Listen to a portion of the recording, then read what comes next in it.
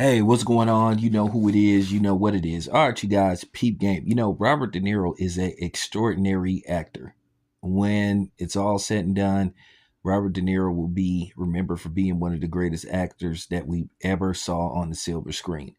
One of his niches is his versatility. But when a lot of people think of Robert De Niro, he will be forever tied to the organized crime mob element movies, in which which he's done so well in, from Once Upon a Time in America to Casino, Goodfellas, The Godfather Part 2, Mean Streets, The Irishman, A Bronx Tale.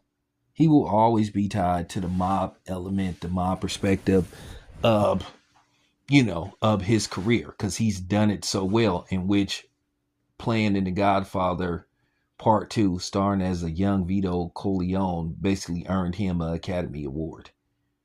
So, with that being said, Robert De Niro will be forever known for that. Where he's had primarily success in this time around, it didn't fare too well for him, as his movie, The Alto Knights, was a disastrous bomb at the box office this weekend, bringing in $3 million on a $50 million budget. But then again, Warner Brothers has had quite a few misses. Ever since the new guy took over, they have just been more missed than hit. Basically, he played David Glasgow, played a pivotal role in, you know, them losing the NBA. In case you guys don't know, Warner Brother Discovery owns TNT and TBS, and due to the fact that he tried to come with a last minute bid in the 11th hour, basically they end up losing the NBA to Amazon. But nevertheless, it just didn't do good.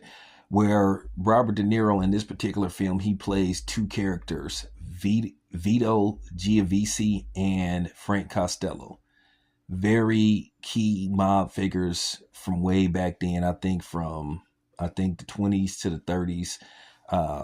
Frank Costello, if I'm not mistaken, he lived to be like 80 years old or something, and he was allowed to retire.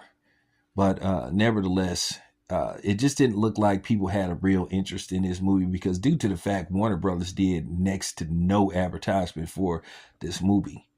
And like I said before, Warner Brothers has just been on some bullshit. They finally have green lighted, the final installment of Friday. Now, Ice Cube is putting everything together.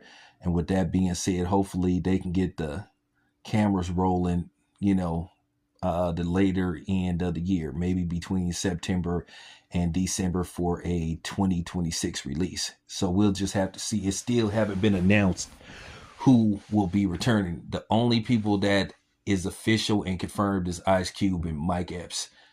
Regina King and Nia Long have expressed interest in returning. So, with that being said, that's unfortunate for Robert De Niro. But, we'll see what happens next. This your boy Town Biz. I am out.